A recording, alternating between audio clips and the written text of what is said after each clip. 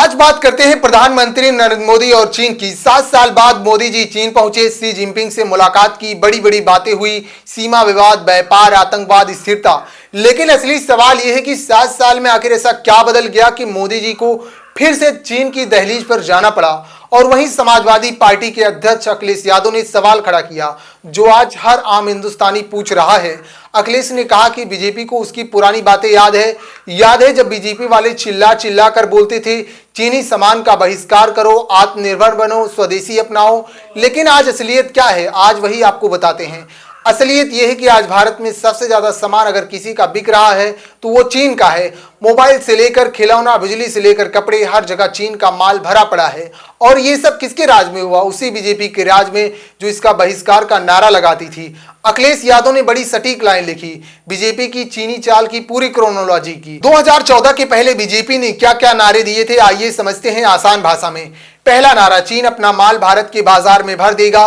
Result, आज बच्चों से लेकर बड़ों तक हर सामान आधा चीन से आता है।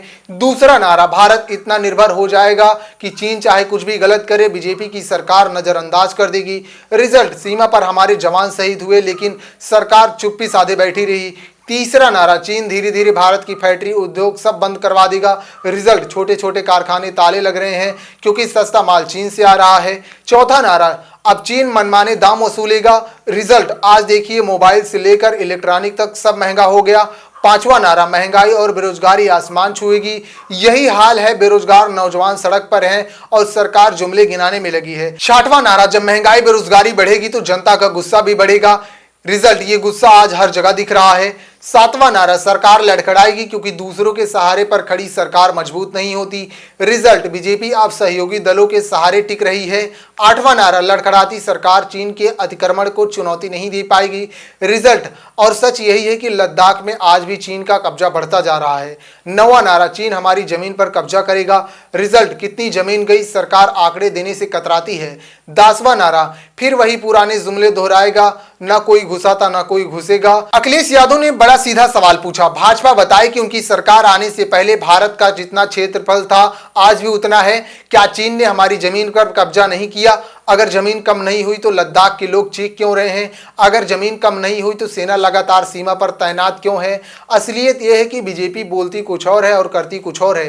बोला चीनी सामान का बहिष्कार करो, चीन से सबसे ज्यादा आयात। बोला make in India, made in China का माल बढ़ाया। बोला आत्मनिर्भर भारत, चीन पर और निर्भर बना दिया। हमारे देश के छोटे छोटे व्यापारी बर्बाद हो गए, फैक्ट्रियां बंद हो गई, लाखों लोग बेरोजगार हो गए, महंगाई बढ़ गई। यानी जनता को मिला सिर्फ दुख और चीन को मिला फायदा।